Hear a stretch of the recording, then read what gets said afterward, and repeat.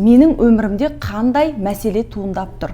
Біздің жұмысымыздың жақсы жүруі, отбасымыздың тыныш әрі бақытты болуы, алға қойған мақсаттарымызға тез жетіп армандарымыздың орындалуы біздің ішкі жағдайымызға тікелей байланысты.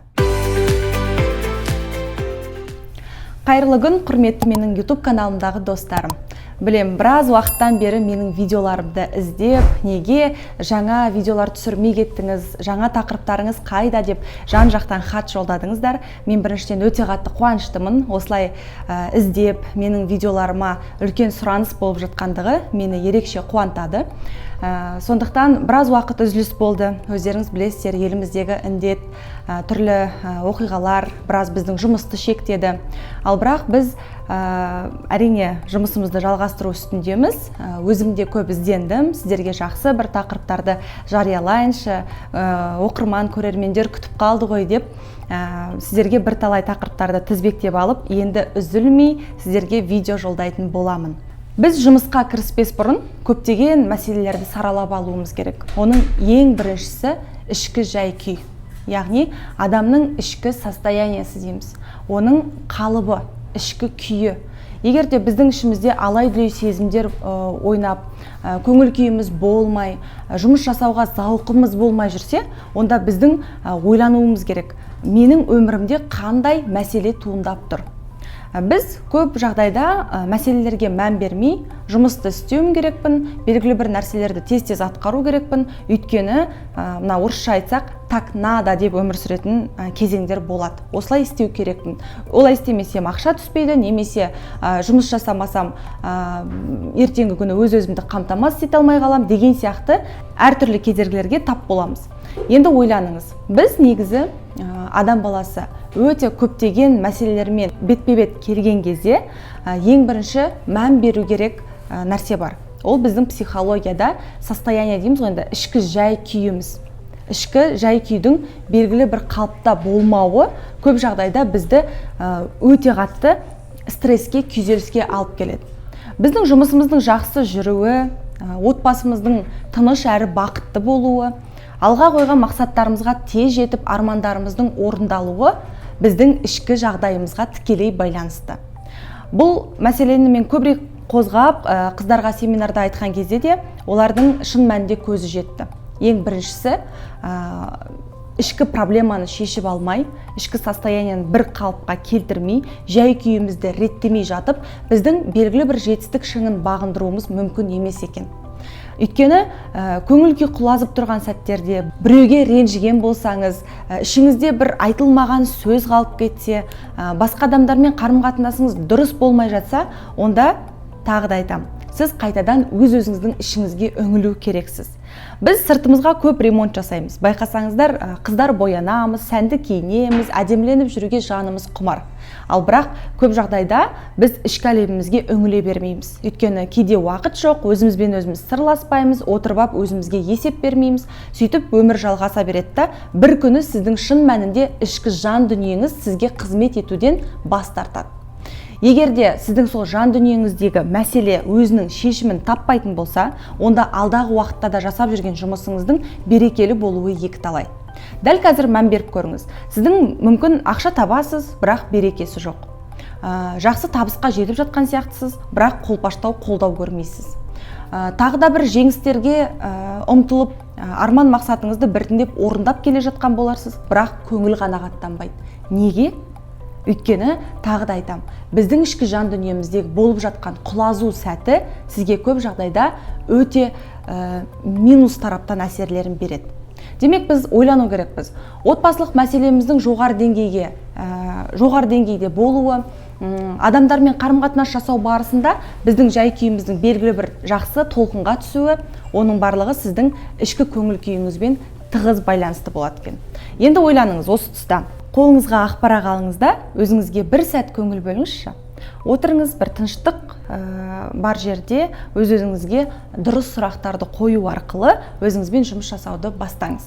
Ол дұрыс қойылған сұрақ жауаптың жартысы дейді. Ішкі жан дүниеңіздегі болып жатқан, білмей жатқан сезімдерді қалай сіз сыртқа шығарып, соның емін таба аламын? Қалай мен өзімді дұрыс арнаға бұра аламын? Настрой, концентрация дейміз, фокус дейміз. Біз көп жағдайда оның барлығын жоғалтып аламыз. Өзіміздің жасап жатқан жұмысымыз ұнамайды, ләззат алмаймыз, араласып жүрген адамдармен көңіл қанағаттанатындай деңгейде байланыс орнатылмайды. Содан кейін адамның бүкіл ішкі жай күйі төменгі дәрежеге түсіп кетеді. Енді қараңыз, сіз бір сәт өзіңізге көңіл бөліп, ақпарақпен жұмыс жасап, өзіңізге сұрақ қойып, өміріңізге есеп беріп отыратын болсаңыз, сіздің көп мәселеңіз өздігінен реттеледі. Яғни белгілі бір проблемалар өзіндік шешімін таба бастайды. Өйткені мені кім ренжітіп жүр, менің неге көңіл күйім болмай жүр, мен қазір қандай жағдайдамын, алдағы уақытта не болады деп уайымдап жүрген уайымдарыңызды сіз қағаз бетіне түсіріп, соған жауап жазыңыз. Яғни сіз өзіңізбен жұмыс жасаған кезде, сіз ішкі жан дүниеңізбен сырласқан сәтте, сіз өзіңізді түсініп бастайсыз. Біз ойлаймыз, құрбыма сыр шертсем, өзге адамдармен әңгімелессем, басқаларға мұңымды шақсам, болып жатқан проблемамды айтсам, шешіледі, немесе жеңілдеп қалам деп ойлаймыз. Негізі барлық проблема біздің ішімізде жатқандықтан, біз оны сыртқа шығару кезінде өзіміз жауап бермесек, өзге адам біздің ішкі жан дүниемізді толыққанды түсінеді деуде қисынға келмейді. Әрине, жақындарымыз, біздің жанашырларымыз көп жағдайда бізге өздерінің кеңестерін беріп, ақылдарын айтып, бізбен бірге санасып, айтып жатқан әңгімемізге өзіндік пікірлерін білдіріп жатады.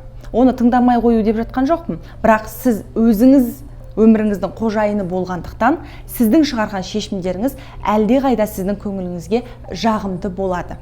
Біреу айтуы мүмкін, егер сіз дәл қазіргі сәтте жігітіңізбен ұрсып қалған болсаңыз, немесе айырылысып кеттіңіз, бәлкім ажырастыңыз, білмеймін, бір отбасылық мәселелер болмаса, мына қарым-қатынас тұрғысында қателіктер болып жатқан шығар. Оның ішкі жауаптың барлығы сіздің ішіңізде жатыр.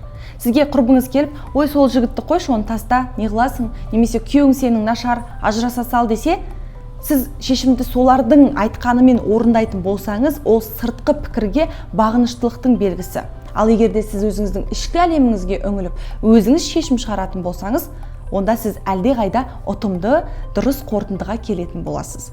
Сондықтан құрметті қыздар, қыз-келіншектер, мен тыңдап отырған барша көрермендер, біз өзге сырттағы адамдардың пікіріне еріп кетіп, кейде қателікке ұрынып жатамыз. Ал өзімізбен жұмыс жасаған сәтте, біздің жан дүниеміз бен жүрегіміз бізді еш уақытта алдамайды.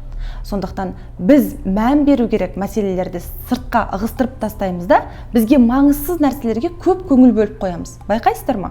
Көп жағдайда той-томалақ, қуаныш, жай ғана қыдырыс, жүгіріс, қарбалас тірлік, тіршілік жалғаса береді. Бірақ біз өзіміздің ішкі әлеміміздің барлығын сыртқа ысырып қойып, ең маңызды ана түпкі негізге мән бермей, біз мына қарбалас өмірді сүріп жатырмыз. Ал біз түпкі негізге мән беретін болсақ, біз ішкі әлемімізбен жұмыс жасап бастасақ, тіпті айына бір-ақ рет отырып өз-өзіңізден есеп алыңызшы, айына бір рет осы айда қандай оқиғалар болды, сізді не нәрсе шаттандырды, не нәрсе қуандырды, соның барлығын жазып, өзіңізге есеп беріп отыратын болсаңыз, алдағы уақытта мен сізге кепілдік берем, өміріңіз белгілі бір өзіңіз ұнатқан бағытқа бұрылатын болады. Сондықтан менің кеңесімді тыңдап отырған барша көрермен, өзімізге көңіл бөлуді ұмытпайық, өзімізбен жиі сырласуды міндет етейік.